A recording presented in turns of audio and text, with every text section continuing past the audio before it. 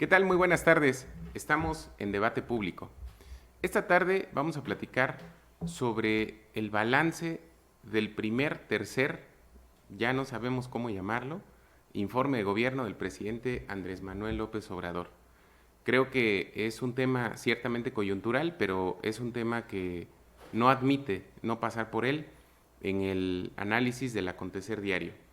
Para poder platicar sobre este tema que es de interés a favor o en contra, independientemente de la postura que tengamos con relación al gobierno, a la 4T, al presidente López Obrador y en general a las cosas que están pasando en el país, vale mucho la pena que podamos platicar de ello.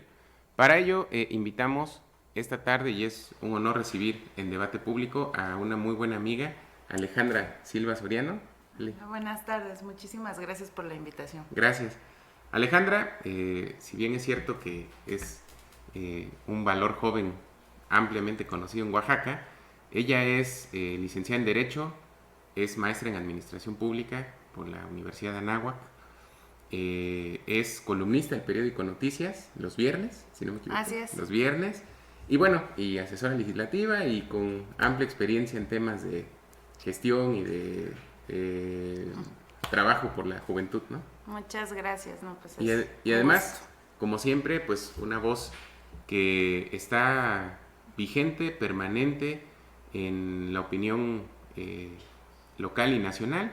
Y pues bueno, esta tarde por eso la invitamos a platicar sobre este balance de lo que fue ya no sé cómo decirle, si primero, tercero, pues como escuché que decían el 1.3. Sí, informe de gobierno. ¿Por dónde pudiéramos comenzar ahí? Bueno, yo creo que podemos empezar poniendo un panorama muy general, ¿no? Y como platicaba yo en una sobremesa hace unos días, naturalmente no podemos, ni como ciudadanos, ni como profesionales, poder exigirle, ¿no?, al actual presidente que en un año de gobierno pues las cosas ya sean totalmente diferentes, porque yo creo que sería absurdo, ¿no? Evidentemente, después pues de muchos años en los cuales el país ha estado efectivamente en crisis y efectivamente en una situación complicada, pues no podemos esperar que en unos cuantos meses el país sea otro. Sin embargo, yo creo que sí, a un año de gobierno y con todas las promesas que se hicieron en campaña, y con todas las expectativas que se habían generado en torno a este gobierno de la Cuarta Transformación, sí podíamos ir viendo por lo menos los cimientos o la estrategia de lo que se pretende construir en este sexenio, ¿no? Sin embargo, yo creo que pues lejos de ello hemos visto algo muy diferente. No sé qué piensas tú. Claro, porque pues al final de cuentas podemos pensar que ha sido un gobierno de muchos signos, como de muchos mensajes, pero en realidad todos esos signos y mensajes van como todos en coordenadas muy opuestas, ¿no? Por un lado, este intento que tiene el presidente de la República de imponerse, por ejemplo, sobre los intereses económicos con la cancelación del aeropuerto, Claro. con por ejemplo, el empecinamiento en impulsar el proyecto de Dos Bocas de la refinería, que todo el mundo en México y en todo el mundo le han dicho que es un proyecto inviable, o el tema del Tren Maya, y que aún así él dice que va. Y luego este cruce que tiene, al final de cuentas que parece un cruce, pues de alguna manera raro, el hecho de que robustece ciertos programas sociales que no son evidentemente de la aceptación general, a costa de privar a otros sectores sociales también necesitados, como en el tema de salud, educación, estancias infantiles, etcétera, pues de apoyos que también eran muy importantes. En ese sentido, pareciera que no hay como una ruta trazada, ¿no? Sino que más bien es un gobierno de ocurrencias, que es un gobierno que decide todo en la mañanera y que en realidad pues tiene saldos muy pendientes, como el tema de la inseguridad, por ejemplo, ¿no? Claro, no, y es que justamente es eso también, ¿no? Si vemos los rubros más importantes y trascendentales para la ciudadanía, como el tema de seguridad, como el tema de salud, como el tema de educación, pues son justamente en los que, lejos por lo menos de mantener el estatus que se había estado manteniendo en un mediocre equilibrio en el país, pues va en picada, ¿no? Y justamente como decías, o sea, es un gobierno en el cual el presidente muy seguramente en la mañanera le llega un chispazo, una ocurrencia, y es justo lo que él decide, ¿no? Sin una planeación previa, incluso sin siquiera consultar a su mismo gabinete, ¿no? Porque ya hemos visto en varias ocasiones que ha habido confrontaciones entre lo que dice un subsecretario o un secretario y lo que dice el presidente, y pues tienen que salir ahí a desdecirse de lo que, claro, lo que ellos habían dicho, ¿no? Que se perdió ese sentido que había, que existió durante muchos años, que había siempre como líneas homogéneas, ¿no? Es decir, claro, difícilmente, yo creo que han de ser contadísimos los casos en los que un presidente desautorizaba o desaprobaba las acciones o la opinión o las consideraciones de uno de sus subalternos, porque se tenía siempre la idea de que había un consenso previo de qué decir sobre ciertos temas, y lo hemos visto muchas veces. Lo vimos recientemente con el tema de la amnistía a las autodefensas, que Andrés Manuel dijo no cuando uno de sus subsecretarios de Gobernación estaba teniendo reuniones y hablando abiertamente de ese proyecto de ley de amnistía. Lo vimos meses antes, cuando el ahora secretario de Hacienda, que en ese tiempo era subsecretario de Hacienda, Arturo Herrera, claro, en Londres, habló sobre el hecho de que al menos en este año 2019 no se iba a iniciar el proyecto de Dos Bocas, de la refinería, y 2 días después sale el presidente a decir no, sí se va a construir, y desautoriza no nada más a su funcionario, sino a quien de alguna manera ha sido el referente para los sectores financieros de una opinión seria en el gabinete del gobierno de México, ¿no? Entonces, en ese sentido, pues hay también pareciera como que mucha incertidumbre en ese contexto. Otro de los puntos que en ese sentido vale mucho pensar y repensar, considerando además el hecho de que parece que no es un tema importante, pero a mí me parece que es de la mayor relevancia, es lo relacionado con el respeto a la división de poderes. Creo que si ha habido un presidente que en quizá los últimos 40 o 50 años ha demostrado no tener ese sentido de ya no digamos convicción, porque quién sabe si algún presidente realmente haya tenido convicción por la división de poderes, pero al menos el hecho de ser cauto en meterse en temas del Poder Judicial, del Congreso. Vemos un Congreso totalmente sometido, con una mayoría evidentemente abrumadora de su partido. Vemos órganos autónomos que de alguna manera están siendo socavados incluso por el solo hecho de la opinión del presidente. Ya no digamos otra cosa, ¿no? El tema de Coneval, que terminó destituyendo al titular, el tema de la CNDH, que un día sí y otro también está peleando con el ombudsman, el caso del INE, que todo el tiempo igual lo está cuestionando, lo está tratando como de desautorizar, el tema del Banco de México, en el que todavía ha sido mucho más cauto, pero también se ve la presión que ejercen desde el gobierno para tratar de llevar al órgano regulador de la economía a decisiones que en otro momento o en otro contexto no habrían tomado. ¿Qué opinión te merece eso? Sí, yo creo que eso es sumamente peligroso porque, bueno, evidentemente esta división de poderes se da para que exista un equilibrio al poder que ejerce el Ejecutivo, ¿no? Para que este poder no sea absoluto, para que el presidente pueda encontrar contrapesos, ¿no? Y en ese sentido, digo, en el Poder Legislativo, como bien lo decías, evidentemente existe una mayoría, pero también es, y hay que decirlo, no ha existido una oposición que pueda hacerle frente a estas decisiones, ¿no? Al contrario, yo creo que hemos visto pues una cómoda oposición, pues que les ha permitido llegar a acuerdos y además que sin mayor problema ellos pueden transitar en los temas trascendentales que han estado aprobando, como el tema de la extinción de dominio, ¿no? Pero a mí donde realmente ya me empieza a parecer un poco más preocupante es en el tema de que esta intromisión del Ejecutivo pueda llegar incluso pues al máximo tribunal, ¿no? Que es la Suprema Corte de Justicia, que también ya vimos cuál fue la intromisión del presidente en el tema de la designación de los ministros, pero yo creo que ahorita, sobre todo jurídicamente, nos vamos a estar enfrentando un escenario bastante peligroso, sobre todo en el tema de los amparos, ¿no?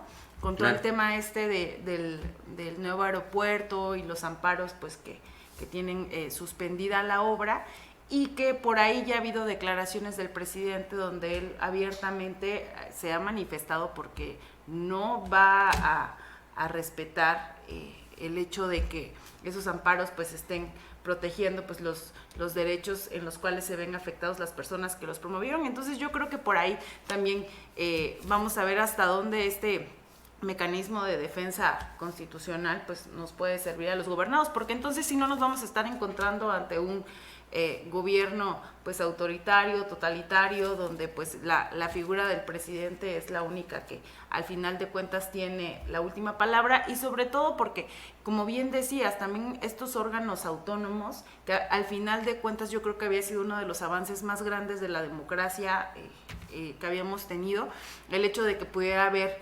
órganos que dieran justamente ese contrapeso e imparcialidad al tema de la administración pública, pues hoy están completamente desdibujados, ¿no? Ya ni siquiera hablamos de la sociedad civil organizada que el igual presidente, parece desaparecida, ¿no? Pero desaparecida completamente, ¿no? Entonces, por ahí no hay chispazos, ¿no? Algunas organizaciones que son, por ejemplo, las que están viendo el tema del aeropuerto, etcétera, pero ya en sí, pues, o sea, todo ese avance que se había logrado tener en temas del tercer sector, pues está completamente desdibujado. Y como bien decías, ¿no? El Coneval, también el tema incluso ahora del INEGI, ¿no? Los recortes que hubo, sí creo francamente que todo pinta a que la estrategia está en desdibujar todo aquello que pueda ponerle un freno al presidente, y como bien él dijo ahora en su informe, ¿no? La oposición, bueno, está moralmente derrotada. Moralmente derrotada, y la verdad es que pues desgraciadamente tiene razón, ¿no? Entonces yo creo que difícilmente de parte del presidente vamos a poder encontrar a alguien que tenga ese respeto por no entrometerse en las decisiones que se toman en el poder legislativo. O sea, ahí pasan las reformas tal cual las dice el presidente, y en el Poder Judicial yo creo que es donde todavía vamos viendo, ¿no? Cómo se... Ahora que mencionas el tema de los amparos en Santa Lucía, vale mucho la pena hacer un brevísimo contexto de lo que se está hablando, claro. Porque mucha gente a veces no tiene como se dice coloquialmente, la película completa. Claro. Sabemos que el presidente, incluso antes de tomar posesión en la presidencia, acordó, anunció la cancelación de las obras del aeropuerto de Texcoco, que a lo mejor en Oaxaca algunos podemos decir, bueno, pues es un tema que ni es de nuestro estado, ¿no? Sin embargo, pues el aeropuerto internacional de México, como se iba a llamar el aeropuerto de Texcoco, pues iba a ser lo que se conoce como un hub, ¿no? Es un concentrado de actividades que iban no solamente a recibir pasajeros, ¿no? Es decir, pasajeros que viajan de un lugar a otro y que tienen como punto de partida o de llegada un aeropuerto, sino también de mercancías, de intercambio comercial, aduanas, etcétera, y que pues de alguna manera quedó cancelado, ¿no? Él decretó la cancelación, se pronunció por el aeropuerto de Santa Lucía, y una vez que lo hizo, diversas organizaciones se dedicaron a conformar una defensa jurídica que hoy tiene detenido el aeropuerto de Santa Lucía con una suspensión definitiva, lo ganaron recientemente. Sí. Y también otra suspensión para que no se toquen las obras del aeropuerto de Texcoco, que si bien es cierto, pues no tiene más que un 30 o 40% de avance, pues implica una inversión multimillonaria.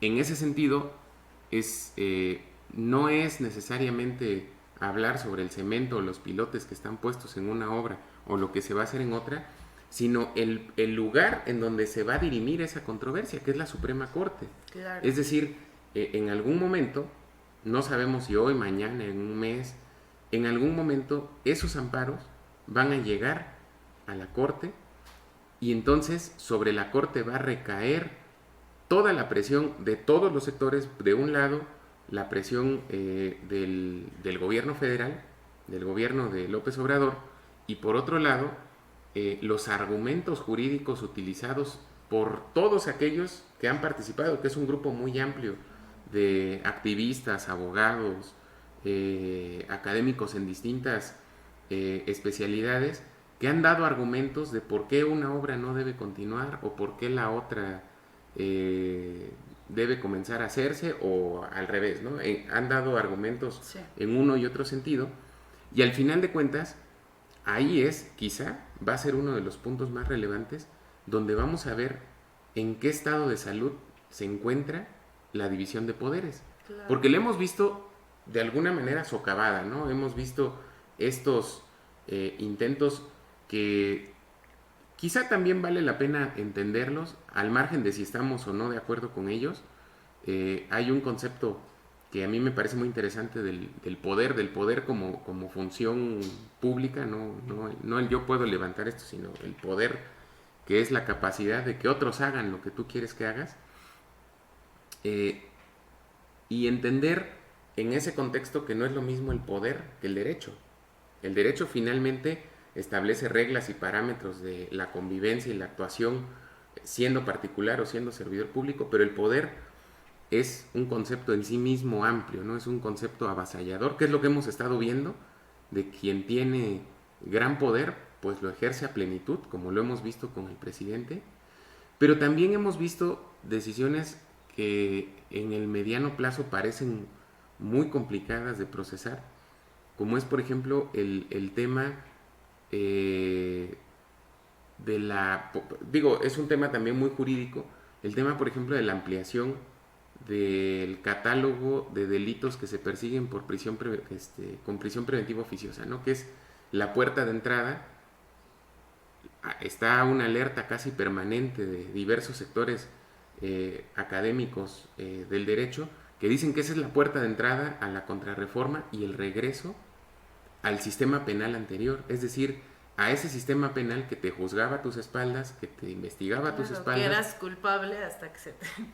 Y bueno, y creo que eso no puede ser un signo saludable, ¿no? No, y de hecho, bueno, yo creo que totalmente en cuanto a derechos humanos hay, o sea, el avance que se había tenido desde la reforma de 2011, donde pues ya había diferentes principios, que el pro persona, que las personas tenían una mediana garantía de que podían hacer valer sus derechos humanos, pues yo creo que hoy eso está, y en muchísimos aspectos, pues mermado, ¿no? Por ejemplo, ahí está el tema de salud, ¿no?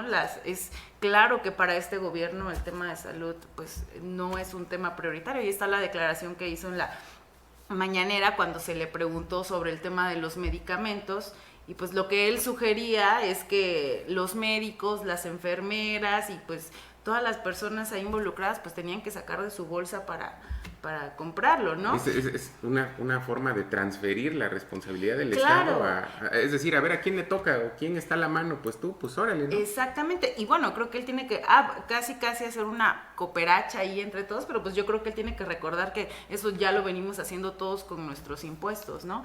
Entonces, evidentemente yo creo que retomando el tema que estabas hablando, sí hay un retroceso en cuanto a derechos humanos. Yo creo que cada vez nos vamos acercando más al hecho de que existen menos formas de garantizar que pues se puedan ejercer de verdad. Por ejemplo, ahí está también el tema de la violencia, ¿no? Yo creo que eso es un tema gravísimo y que desafortunadamente ahora ya dijeron que agosto fue el segundo mes más violento en lo que va de este año, ¿no? Que por poquito no pudo superar a junio nada más. Entonces, sí creo que que en los ámbitos que garantizan el bienestar del ciudadano, que tú puedas saber que si te enfermas puedes ir a un centro de salud, a un hospital y con lo básico te puedan atender, que ya estábamos mal en salud, ¿no? Hay que decirlo también, ¿no? No es un problema de ahorita. Sin embargo, sí creo que la crisis pues está recrudeciendo y además no existe ni siquiera la disposición de poderlo solucionar. Está también el tema de la violencia y ahí viene otro tema de derechos humanos, ¿no? Ya en muchas ocasiones cuando todavía no existía la Guardia Nacional y pues ya estaba el ejército haciendo funciones que dejó heredadas Felipe Calderón durante su mandato, pues hay múltiples informes que van informando sobre las violaciones a derechos humanos que ejercían los mandos militares, ¿no?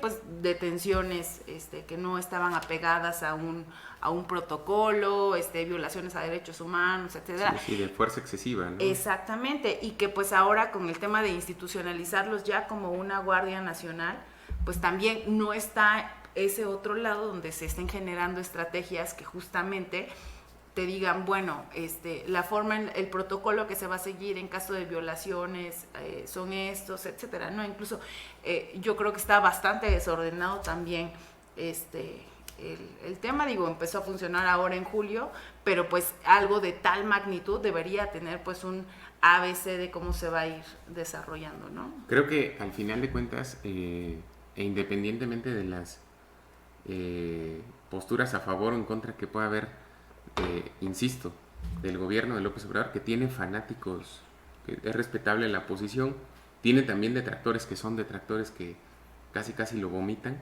Sí. Pero más allá de eso, creo que en un tema tan complejo como el de la inseguridad, yo he pensado muchas veces en esto que, si bien lo recuerdas, lo dijo Peña Nieto al inicio de su administración, hace más o menos 6 años, cuando prometió crear una gendarmería. A mí me parece muy revelador este ejemplo, porque lo que ha tratado de hacer el gobierno desde hace varios sexenios, es decir, posterior a que Felipe Calderón abiertamente saca al ejército y dice que las fuerzas policíacas no logran combatir a los criminales, entonces vamos a sacar al ejército a las calles como una cuestión de emergencia, y lo hace, vamos a decir así, de frente, ¿no? Llega Peña Nieto, no puede, ya no le alcanza, vamos a decir así, para regresar al ejército, y entonces le busca una alternativa, o intenta buscarla, cuando dice, pues vamos a crear una gendarmería. Ya que lo anuncia, ya que lo hace una promesa, pues realmente la gendarmería fue un cuerpo de policía, pues más bien testimonial, porque pues en realidad la gendarmería nunca tuvo mayor relevancia ni mayor impacto sobre el control de la inseguridad en el país.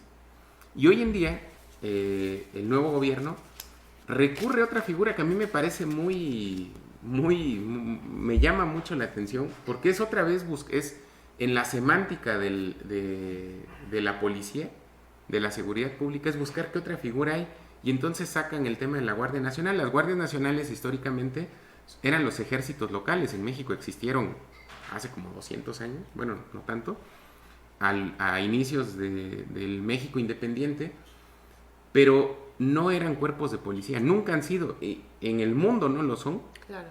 Cuerpos de policía, son cuerpos militares que están dedicados a la defensa sobre todo en un país como el nuestro, que es una federación, de las partes integrantes de la federación, insisto, que existieron en otro momento, pero que no tenían como función andar persiguiendo delincuentes de la magnitud que fuera. Evidentemente, como bien dices, además de eso no hay un ABC, no hay parámetros específicos, no queda claro ni siquiera quiénes son los integrantes de la Guardia Nacional, es decir, cuántos de ellos pertenecen a cuerpos policíacos, cuántos de ellos pertenecen al ejército, cuántos a la marina, y vale mucho la pena saber eso porque la formación que tienen es distinta, no es la misma formación y el mismo adiestramiento, la misma forma de enfrentar una situación la que tiene un policía que la que tiene un soldado, ¿no? Entonces, en ese sentido, pues a la par del enorme grado de violencia que hay en el país, pues hay también un enorme grado de incertidumbre sobre cuáles son los derroteros, es decir, esos puntos de referencia que pueda tener en un momento dado los cuerpos de seguridad encabezados ahora por la Guardia Nacional sobre su posible éxito o fracaso, o el éxito a costa de muchas violaciones a derechos humanos, ¿no?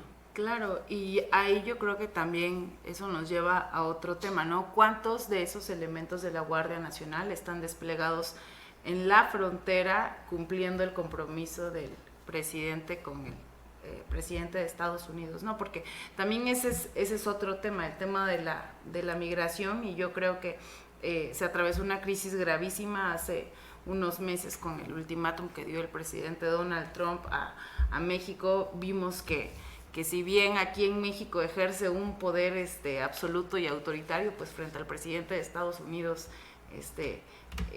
no tanto, ¿no? Entonces yo creo que también eso es importante. Inicialmente cuando sale el presidente Obrador a dar el discurso diciendo que no, que los migrantes son bienvenidos, casi hizo una invitación a medio continente para que vinieran a México, porque México era un lugar donde se respetaban los derechos humanos. Meses después cambia completamente el discurso, mandando a los elementos de la Guardia Nacional, que ahora funcionan como una frontera humana, ¿no? Y entonces también ahí tendríamos que saber efectivamente cuántos elementos están desplegados ahí y cuántos realmente están designados al resto del país para las funciones propias para las que inicialmente fueron pensados, ¿no? Que son el tema de seguridad. Y por otro lado, también, no sé, tú cómo veas hacia dónde vamos yendo la conversación, pero yo creo que también es importante abordar el tema de los compromisos que se hicieron con Estados Unidos hace unos meses, ¿no? Y cómo el país queda también a nivel internacional, porque ese es otro tema también importantísimo, de que actualmente México no tiene presencia alguna. Está desaparecido, ¿no? Del concierto internacional. Totalmente. Y yo creo que tanto es importante la política que se hace al interior como la que se tiene que hacer al exterior, porque finalmente pues México no está apartado del mundo, ¿no? Forma parte de un grupo de países donde se toman las decisiones importantes. Y no es por ser clasista ni mucho menos, pero México es un país importante. Es decir, es una economía importante. Claro. Ha sido un actor importante en las decisiones que se toman en la geopolítica. Ha sido un actor importante en las opiniones, en las consultas que se hacen sobre temas relevantes de las discusiones internacionales, y pues resulta que ahora ese actor no está, ¿no? Totalmente. Creo que ahí quizá no lo sabemos, porque finalmente ni siquiera hay como una perspectiva clara de hacia dónde van. Quizá llegue el momento en el que tengan que tomar también la relevancia de esta interacción de naciones, ¿no? Creo que vivimos un tiempo muy particular, porque no nada más es Andrés Manuel en México, es Bolsonaro en Brasil, es Donald Trump en Estados Unidos, es el Trump inglés, no me acuerdo cómo se llama, Boris, el primer ministro inglés recién llegado que está apuntándole a un Brexit duro, le llaman ellos. Y pues bueno, vivimos en tiempos en donde parece que desafortunadamente, ¿no?, privan las decisiones que sean populares, aunque no sean benéficas, ¿no? Creo que ahí tendremos que seguir viendo con mucha perspicacia y con mucha, ¿cómo decirlo?, como ir viendo milimétricamente las acciones, porque pues finalmente es cierto que un gobierno como este pues pone a prueba la democracia mexicana, como Donald Trump está poniendo a prueba la democracia estadounidense. Es decir, esta pregunta de si la democracia estadounidense va a aguantar tener un presidente como Donald Trump, y cuando llegue el fin de su periodo que se vaya, y el que venga pues quizá plantear una política distinta, o mantener esos rasgos autoritarios que parecía que estaban desterrados de Estados Unidos. El tema del racismo, de la segregación, de cerrar la economía, de cerrar las fronteras, y que de alguna manera, en su modo, también lo está haciendo López Obrador. Creo que la apuesta Claro, es importante. La polarización, ¿no? Exacto. Y que al final yo creo que todos los días abona al discurso de polarizar a la ciudadanía, ¿no? Primero con el tema de los chairos contra los fifís, atacando a los neoliberales, que el poder económico está separado del político, etcétera. Todos estos lugares comunes que conocemos y que han sido reiterados día a día en el discurso del presidente, pues justamente abonan a eso que mencionas tú, ¿no? Que es mantener una polarización en la ciudadanía, y que yo francamente no veo que vaya a ir disminuyendo, al contrario, ¿no? Y lo hemos visto también en el tema de su popularidad, porque por más que podamos ver que las decisiones que se van tomando, pues pareciera que son totalmente contrarias a lo que debería ser, pues la popularidad no baja, pero en lo más mínimo. Entonces, el discurso sigue funcionando, y desafortunadamente creo que están ganando más las vísceras sobre, pues, la razón, ¿no? Claro, pues Alex, muchísimas gracias por habernos acompañado. Gracias a ustedes por invitar. Gracias, sobre todo gracias a ustedes que como cada miércoles están aquí con nosotros en Debate Público. Muchas gracias y muy buenas tardes.